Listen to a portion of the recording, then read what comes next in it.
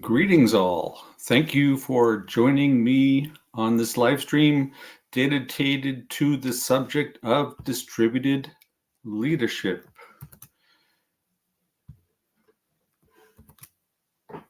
Yeah, thank you. I'm joining all of you today from beautiful downtown Vienna, Austria. And the subject is one that's near and dear to my heart. I have felt a very long time that we had this funny idea about leadership that is something that has to be appointed to you. And in fact, it's something that you can make a very constant decision yourself as to what degree you are actually a leader or not. And I like to start with a saying coming from Marshall Ganz.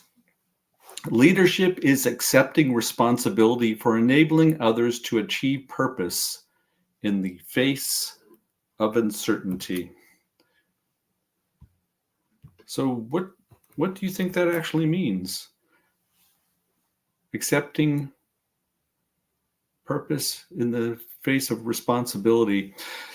There are certain times where people will naturally take the mantle and assume that they are responsible. I can remember one time, it was a long time ago, I was running an office and I had one employee who was perhaps not necessarily the most diligent of people, but I noticed that there was in certain circumstances where it wasn't quite clear what needed to be done. He did not wait for instructions. He went ahead and decided what needed to be done.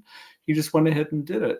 And for me, that was quite clear that there's potential for everybody to be a leader if indeed you so choose.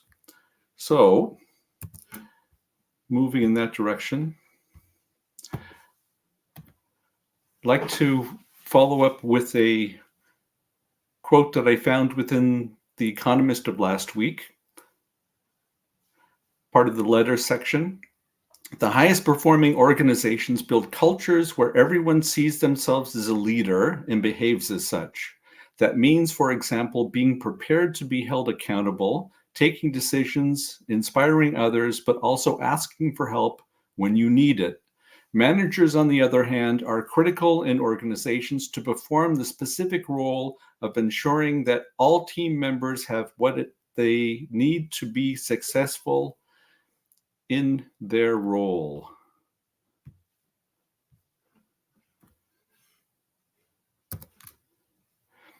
And that got me to think a little bit.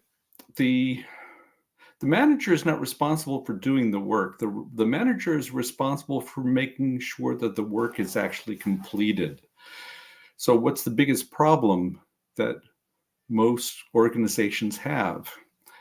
It's all tied to getting all the impediments out of the way.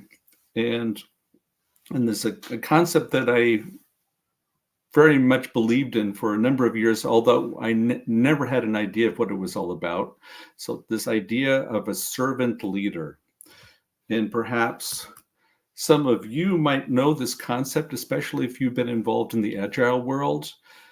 When I was first getting involved with Agile many, many years ago, I kept hearing about this concept of an individual who is not a manager.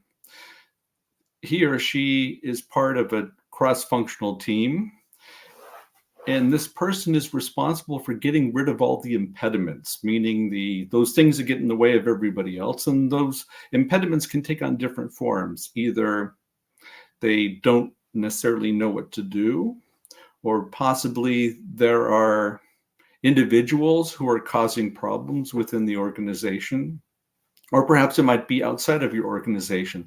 But this person is really there to make sure that all these impediments are removed. So I started digging into that concept a little bit more, and then I stumbled across this one, The Servant as Leader, from Robert Greenleaf. Now, Robert Greenleaf was a very interesting character. He came to prominence at the end of the 60s, early 70s. He was very despondent about what was taking place in the world with the whole idea of counterculture. He wasn't against counterculture, but he felt that all the individuals were concentrating only on their own endeavors and not really taking responsibility for the whole. So from that, Greenleaf went in, and also, I should also mention that Greenleaf was a very religious person. And in fact, this whole idea of a servant leader, as you can see on the screen, desire to serve, aspire to lead. The whole idea is that you have an individual who sees their primary job to get rid of all the impediments that the others are coming across. And in fact, it is able to come up with a real satisfaction tied to being able to see others to thrive. Now, I don't know about you, but I truly see that as being the sign of a responsible and not necessarily a manager, because that person doesn't necessarily have to have the title. But when I had managerial duties, I considered myself to be doing my job properly if I was able to get rid of those impediments. So with that was quite interesting. And so, as mentioned, the whole idea is to get rid of the impediments. Now, perhaps maybe if I can pose this question to some of you out there, any idea what some of the impediments that you've been running across? I could list a few from my end.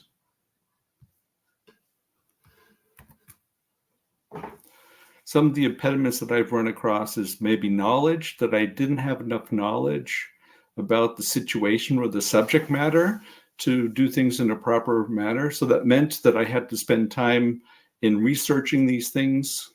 Misalignment. Thank you very much, Aladin. Thank you. Thanks for joining as well. That would mean that we have difference of opinions. So in that particular case, I would suggest you have somebody come in who is neutral, is able to understand both sides and bring people together. Another clear impediment that I ran across, certainly within the corporate life, is that you would have different people in certain departments that might not necessarily always be your friend. So I was very appreciative when I would have somebody from management come in and try to help me along. That didn't happen, unfortunately, too often, but I did spend a lot of time doing that with my employees. And I felt that I was spending most of my time actually performing such actions. Any other thoughts tied to impediments? Let's go ahead and move on. I could always adjust to that later on. So why the focus on distributed? What is this whole idea about coming up with something that's in a distributed model? The point here is that you want to ensure that you have you have leaders throughout the organization. If indeed you don't have to have that as a title, that you can take responsibility, that you see that something needs to be done, that you see ways to help others, then aren't you performing the task as a leader? I would argue yes. Do we have situations where an organization can profit by everybody taking responsibility and performing some sort of leadership abilities? I would argue yes on that point as well.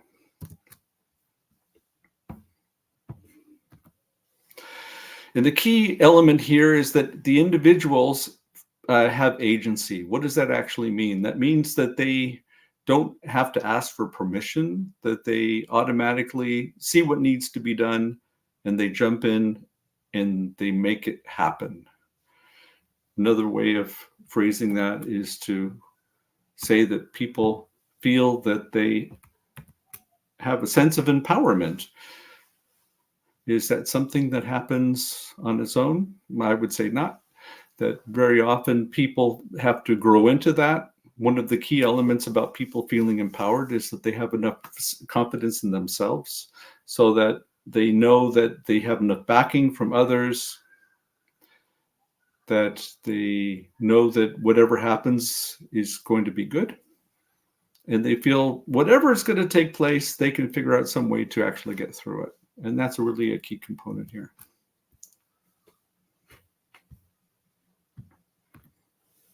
Here's another quote that I would like to pass on to you. This is coming from Lao Tzu. Leaders are best when people barely know they exist. When their work are done, their aim fulfilled, the others will say, "We did it ourselves." So what was actually to be found within that message? That people don't even notice that you're out there being a leader. That means you don't need to stand there and say, "Look at me, I'm doing such a great job." And in fact, very often you're in the background. You're not taking up the limelight. You ensure that the others have an opportunity to shine. And what would be some of the conditions that you would think of that would be required? Yes, thank you. Yes, he really hit the mark. And I think that this is one of the key components to be found within that phrase, the saying that I just passed on to you. It's a question of modesty. So what would you think would be the reasons why people wouldn't feel that they need to boast? Perhaps they don't need to prove anything to themselves, perhaps. That they have enough self-confidence. They know that it has nothing to do with yourself, but rather with the entire group. Now I ask you a question, how often do you actually find that? Certainly not enough.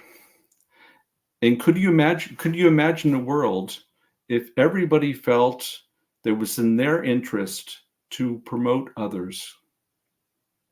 I would suspect that most of the problems that we have today would be eliminated. But we can leave that one to speculation. Now I'd like to talk to you about a strategy that came from Marshall Ganz. Maybe a little bit of a background information on Marshall Ganz. He is a professor at Harvard. I believe he's still a professor at Harvard. And he was very much involved in the civil rights movement back in the 1960s, to be specific, in 1964, with the registration that took place, voter registration that took place in Mississippi in 1964. He was very much involved. And then later on, he worked with Cesar Chavez with the organization of the field workers. And he developed this theory called the snowflake strategy that was very instrumental in the election of Barack Obama. Let me explain to you how this snowflake strategy actually works. The idea is that you cannot manage the entire movement on your own. You need to have people out there that feel that they have agency and are willing to spread the message to others.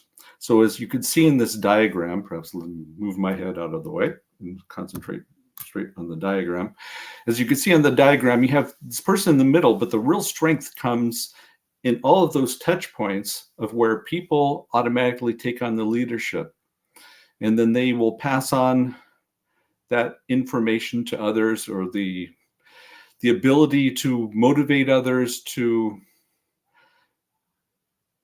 make sure that people have a sense of agency.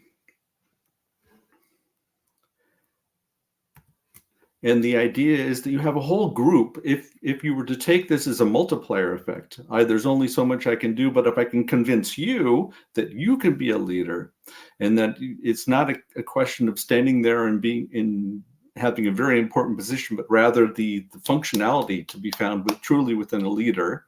And part of that agency that you have is to spread that word to others. So if you can imagine that situation, and it spreads and spreads and spreads, then it becomes a grouping of goodwill that cannot be stopped. It cannot be stopped. And as you can see, that if everybody has the opportunity to pass on goodwill to others, not only can it be infectious, but it can be extremely powerful. And one last point I'd like to raise here, specifically tied to the diagram that you're looking at, that structure aims to create mutual accountability, because it's not a case of where the individuals are out there on their own and they're just talking to others, but rather you keep building a structure. It's a natural structure where you know that you can rely upon the other people that are within this construct. So you're never alone, and you set up a snowball effect, because the larger it gets, the more powerful it becomes.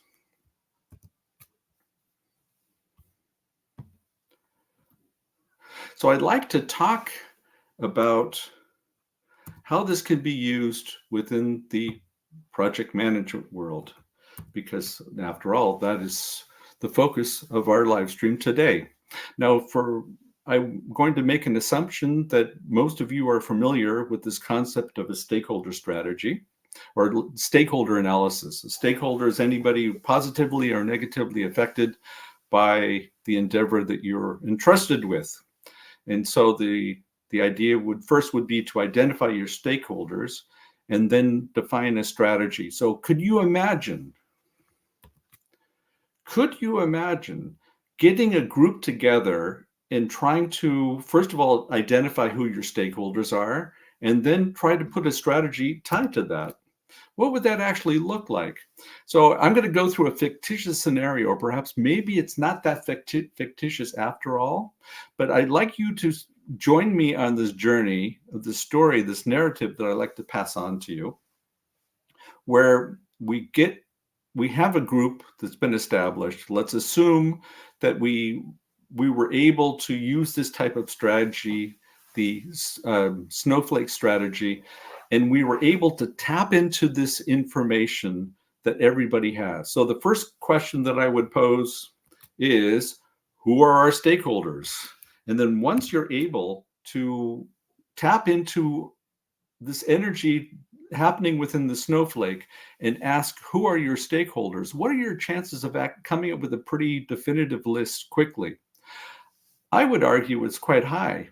So let's take that list, and that means that you will have people there that are going to know these stakeholders. Why is that important? Why is it important for these people to know the stakeholders?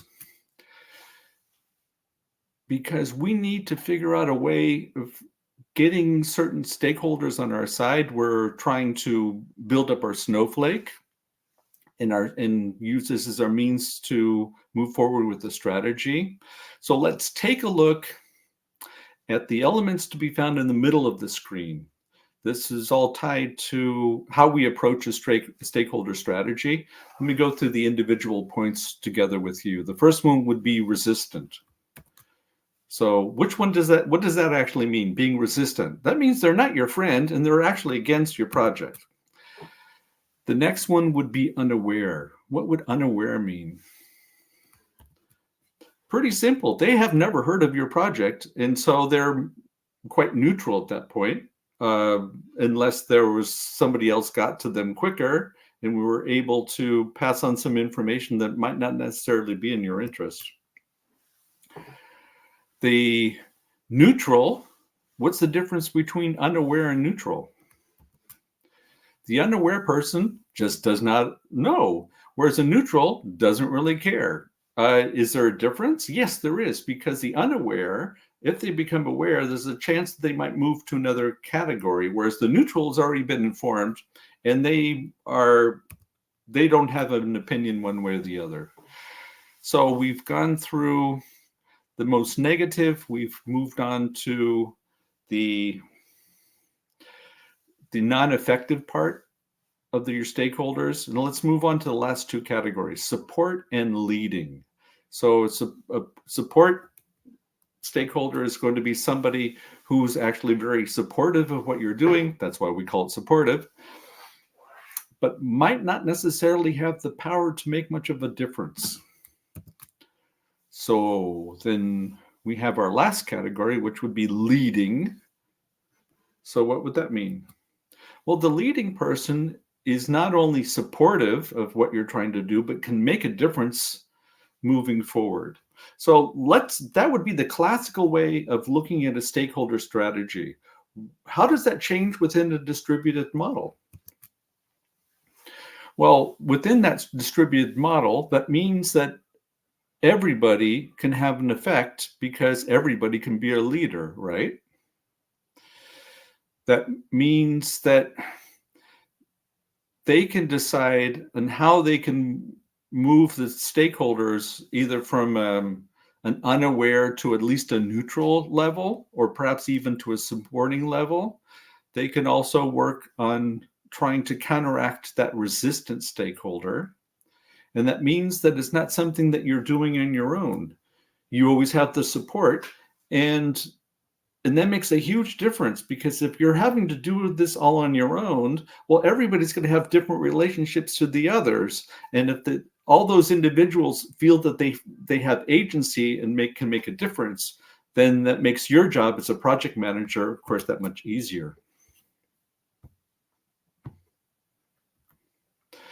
And of course, this is all tied to this idea of transformation, because that's the whole idea of a project, right? We're moving from the current state to the future state.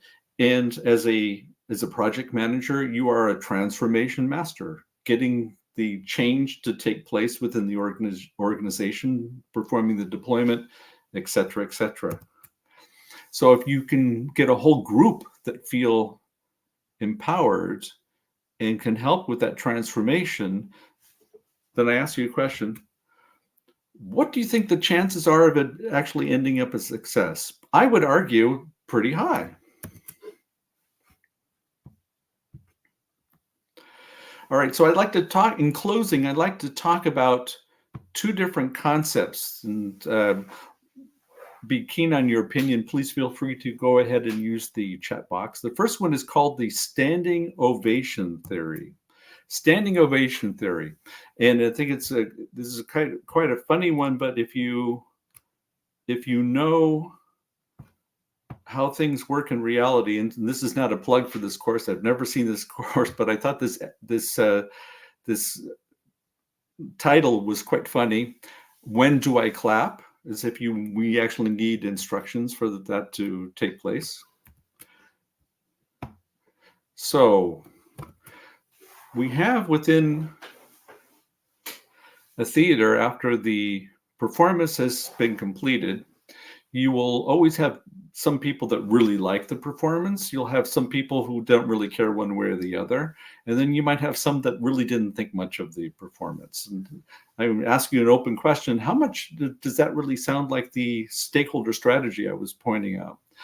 And that's something you can actually dwell upon, reflect on that piece of information. But let me go through this scenario with you, and I'd be keen on your opinion.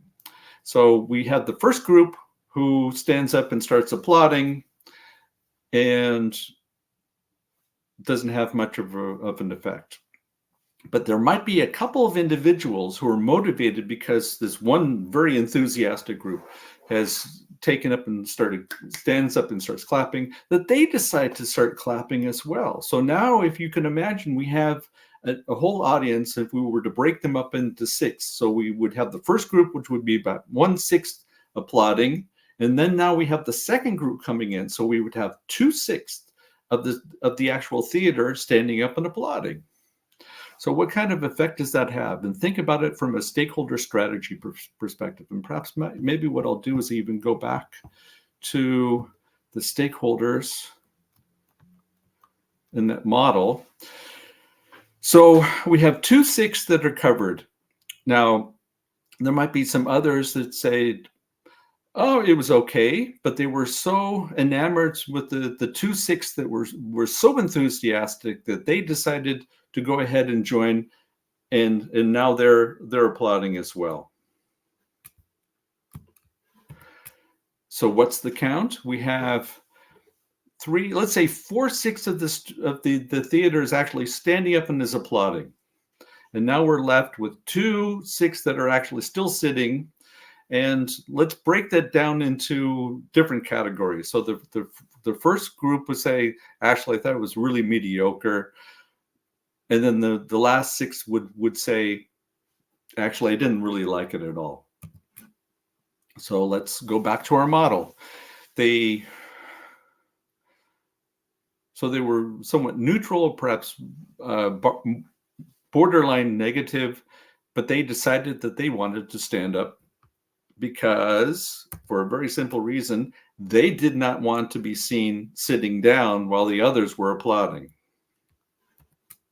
So where does that leave the last group? The last group is going to say, we really didn't like it, but everybody's looking at us sitting down while everybody else is standing. So they will say, well, instead of being embarrassed, we'll go ahead and stand and we'll applaud. So that would be the standing ovation theory. And the key here, and I'll come up with another example for you to focus on, that it's not the first group that stands up that causes the change or starts things in momentum, but it's actually the second group. And here I have another great example that I'd like to talk about. And perhaps some of you might have actually heard about this one.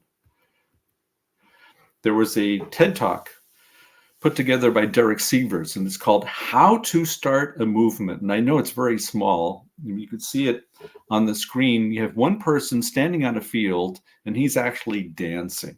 And it's definitely worthwhile. It's only about 3 minutes, this TED Talk. It'd be worthwhile to go ahead and check it out.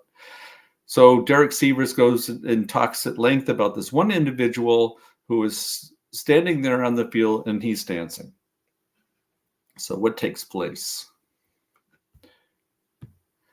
It's the second person who actually joins, and I'm just realizing I'm not even showing this for you. Sorry, there. It's the second person who joins that actually starts the movement. That means that the one person is no longer alone. There was something that individual did to motivate the second person, and now you have these 2 people that are actually dancing. So what do you think comes after that? So now we see others that feel compelled. They are no longer embarrassed. They secretly wanted to go ahead and join, but they didn't have the nerve or the courage. Let's put it that way. They didn't have the courage to join. And now we have a larger group of people that are dancing. Then lastly, we have a whole slew of people that are dancing. And then I posed a question to you. Do we call that distributed leadership? Did each individual there feel empowered to go ahead and join? By them joining, were they able to motivate others to join? Is this a model that we can use within our daily activities, not necessarily focusing, not just exclusively on project management, but whatever we're doing, if you can get others to feel that they are empowered, that they have agency, and they can motivate others, what kind of power does that leave us as a collective?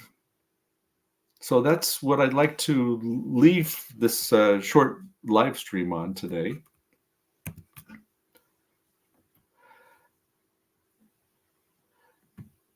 And hope you found some motivation in that of what I was able to cover.